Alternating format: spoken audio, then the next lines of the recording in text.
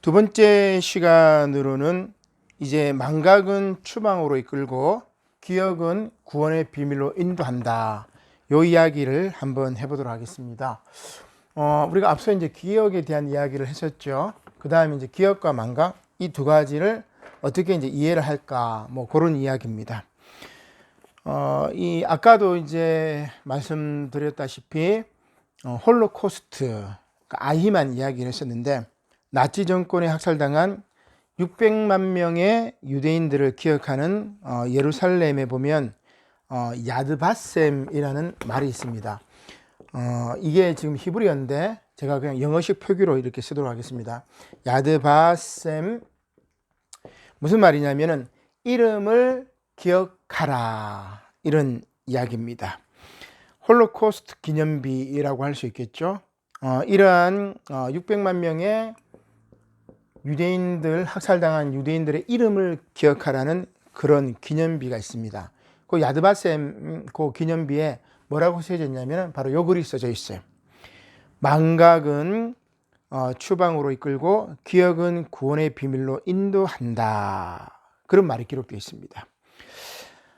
이 야드바셈은 그 성경에 보니까 이사야 56장 5절 말씀에서 인용되었는데 거기에 보면 뭐라고 되어 있냐면 나의 집 나의 울 안에 그들의 송독비를 세워주리라. 송독비, 그죠? 어떤 아들 딸이 그보다 나은 이름을 남기랴. 나 그들에게 영원히 지워지지 않을 이름을 주리라. 이런 이제 말에서 인용되었다고 이야기를 합니다. 이스라엘 안에 있는 이방인들, 특히 이제 이 세상에서 쫓겨난 사람들, 추방당한 사람들, 배제당한 사람들, 혹은 자크 랑셰르는 자기 몫을 분배받지 못한 사람들, 그렇게 이야기를 해요. 슬픔과 고통의 원인을 국가적 행포가 막아 더 큰 아픔에 빠져 있는 사람들, 그러니까 이런 사람들을 불러서 내가 너희들의 이름을 기억하겠다. 이게 이제 하나님의 기억의 기한이자 하나님의 기억의 소환이라고 유대인들은 그렇게 이제 보고 있는 거죠. 자, 이게 이제 유대인들이 생각하고 있는 기억은 구원의 비밀로 인도한다는 그런 이야기입니다. 망각은 추방으로 이끌고, 그러니까 망각하면 이스라엘 백성들을 신께서 그 강대국에 의해서 추방당했던 것, 그리고 기억하면 그 아픔을 기억하면은, 그리고 참여적 행동을 통해서 그것을 잃어버리지 않고 주체적인 삶으로 살아가게 되면 구원의 비밀로 인도한다라는 그런 뜻입니다. 자, 이렇게 이제 뭐 한번 살펴보고 세 번째 이야기입니다. 애도와 우울증인데 사람은 아픈 상처를 잊지 못하면 삶을 새롭게 시작하지 못하지요. 그러나 망각과 동시에 앞서의 이야기와 같이 기억하지 않으면 제대로 된 삶을 살아갈 수 없어요. 그러니까 망각과 기억의 변증법적인 조화가 아주 중요하다고 볼 수 있겠죠. 오직 인권과 민주화 운동, 통일 운동을 하다 갖은 고초를 겪고 고문 후유증에 시달리는 사람들만이 계속되는 삶을 위해 망각을 불러내야 하는 것은 아니에요. 우리가 이제 그런 것들을 트라우마라고 이야기를 하는데, 어떻게 보면은 전쟁이라든지 뭐 성폭력이라든지 재난이라든지 사고와 같이 극심한 스트레스를 유발하는 외적인 사건의 영향으로 이 사건을 통제하는 능력을 상실하게 만드는 정신적인 충격을 우리가 트라우마라고 얘기를 하잖아요.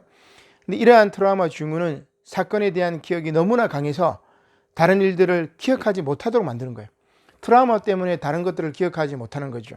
그래서 이 트라우마는 망각해야 되는데 제대로 망각해야 되지, 그냥 무의식 속에 집어넣으면 언젠가는 그 무의식이 터져 나왔을 때 그 사람은 이제 뭐 엄청난 폭력이 되거나 승화되면 이제 예술적인 것으로 승화되겠지만 잘못된 것으로 이것들이 터져 나오게 되면은 굉장히 우리 사회도 그렇고 그 개인도 그렇고 좋지 않다, 이렇게 볼 수가 있겠습니다. 따라서 한 가지 분명한 것은 기억을 통제하려면 망각이 필요하다는 것이죠. 여기서 망각은 단순히 잊어버리는 것이 아니라 잊을 것은 잊고 기억할 것은 기억함으로 기억을 통제하는 것이 필요합니다. 물론 이것을 국가가 일괄적으로 집행할 아무런 권한도 또 의무도 없겠지요. 오늘 우리 한국 사회 문제는 역사적 외상, 이 트라우마에 있어서 국가의 과도한 망각 집착이 있는 것은 아닐까. 그러니까 슬픔을 자꾸 묻어버리고 잊어버리게 만듭니다. 망각시켜버리게 만든 거예요. 그러나 이제 코로나19 이 사태가 지나면 이 코로나19 사태를 통해서 좋은 일들, 헌신했던 의료진들에 대한 이야기, 뭐 이런 이야기들도 있겠지만 반면에 코로나19를 통해 가지고 뭘 이야기할 수 있어요? 고통받았던 사람들, 그들을 망각하는 것이 아니라 제대로 기억하고 다시는 이런 일들이 발생하지 않도록 만들어가는 사회적 장치가 필요하지 않을까, 그렇게 볼 수 있습니다. 자, 그렇다면 상처와 고통에 대한 망각은 어떻게 가능할까? 이 애도와 우울증이라는 이 논문에서 프로이드는 애도와 우울증 두 개 모두 다 사랑하는 대상을 잃어버리실 때 나타나는 증상들입니다. 근데 차이가 있어요. 애도는 뭐고 또 우울증은 뭐냐? 애도의 경우는 빈곤해지는 것은 세상이 빈곤해져요. 자, 조금 더 들어봅시다.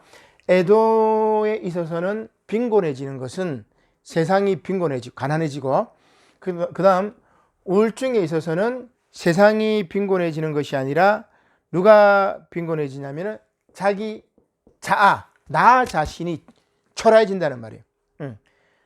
애도는 하고 나면은 이제 자아는 건강해지고 이 세상이 이제 빈곤해진다는 말이고, 우울증은 사랑하는 사람을 잃었을 때 애도를 하지 못하고 우울증을 갖게 되면은 세상은 그대로 있는데 나 자, 개인적인 자아가 빈곤해지고 처참해진다, 뭐 그런 이야기를 할 수가 있습니다.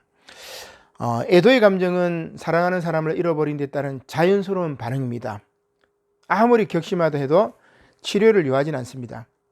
충분히 슬퍼하고 나면 아픔은 가라앉고 다시 일상이 열리게 되죠. 우리가 이제 장례식 3일 정도 장례식을 하게 되는데, 잃어버린 사람, 사랑하는 사람을 잃어버린 그 장례식을 통해서 울고 통곡하고 위로하는 사람들을 만나죠. 그게 애도입니다, 애도. 근데 그러한 과정이 없이, 최근에도 그렇지 않아요? 외국 같은 경우는, 특히 일본 같은 경우는 그래요. 폐렴 증상으로 사망을 했는데 이제 그게 코로나 증상인지 폐렴 증상인지 진단을 안 해요. 만약에 폐렴 증상이라면 장례식을 열어도 되잖아요. 근데 장례식을 열지 못하게 하고 가족들이 접근하지 못하도록 만든단 말이에요.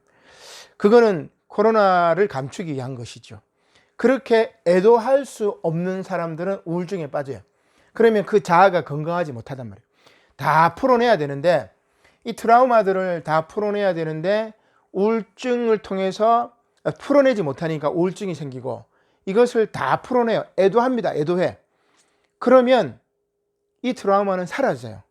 프로이드 얘기가 바로 그런 이야기죠. 충분히 슬퍼하고 나면 아픔은 가라앉고 다시 일상이 열린다는 말입니다. 그러나 우울증에 빠지면 상실로 인한 극한의 고통 속에서 예부 세계에 대한 반응 능력을 잃어버립니다. 왜냐하면 우울증은 자의심, 곧 자신을 사랑하는 감정이 사라지기 때문입니다. 따라서 슬픔은 세상을 텅 비게 하고 우울증은 내 안을 텅 비게 하는 거예요. 여러분, 어떤 게 필요해요? 애도가 필요하겠죠. 애도가 필요하겠죠. 나아가 이제 프로이드는 우울증의 발생의 원인은 죽은 사람에 대한 애증의 감정 때문에 이제 그렇다고 이야기합니다. 사랑하고 증오한다는 말이죠. 떠나버린 사람을 미워하는 마음이 무의식 속에서 자기에 대한 공격적인 증오심으로 전환되기 때문이라고 말하고 있는 거죠. 또한 우울증은 바깥 세상으로부터 냉대를 받거나 무시를 당할 경우에도 우울증으로 깊어질 수가 있습니다. 따라서 우울증이 위험한 것은 공격성이 환자 자신을 직접 향하기 때문에 그래요. 이것을 우리가 뭐라고 얘기하냐면은 자살 충동. 이 자살 충동이 있죠. 세상에 대한 미움이 해소되지 못할 때 그것이 방향을 바꾸어 자기 자신을 행하기 때문입니다. 자기 자신에게 향하기 때문이죠. 따라서 슬픔과 우울증의 원인을 밝혀서 자신이든 타자든 합당한 결과를 수용하거나 그 어렵고 지난한 과정을 거쳐서 지나갈 때 슬픔은 위로받고 우울증은 사라질 것입니다. 그때 망각은 자연스레 따라와 지나가 버리는 거예요. 이제 애도와 우울증을 통해서 망각의 강으로 지나가야 되는데, 애도를 통해서 망각의 강으로 지나가야 되지 우울증을 통해서는 망각의 강을 지나갈 수가 없어요. 그래 되면 자아가 파괴되는 거죠. 자, 여기까지 여러분 잘 따라오신지 모르겠어요. 기억을 하는 것, 마르셀 프루스트를 통해서 무의지적 기억에 대한 이야기를 했었죠. 그 다음에 망각은 애도를 통해서 망각을 해야 되지, 제대로 된 망각을 하지 못하면 우울증을 통해서 자아가 괴멸된다. 그래서 히브리 사람들, 이스라엘 사람들은 망각은 추방으로 이끌고 기억은 구원의 비밀로 인도한다. 이런 이제 이야기를 하게 되는 거죠. 이제 이런 차원들을 통해 가지고 우리가 기억과 망각에 대해서 조금 더 이렇게 세련되게 이렇게 고민하고 살펴보시기를 바랍니다.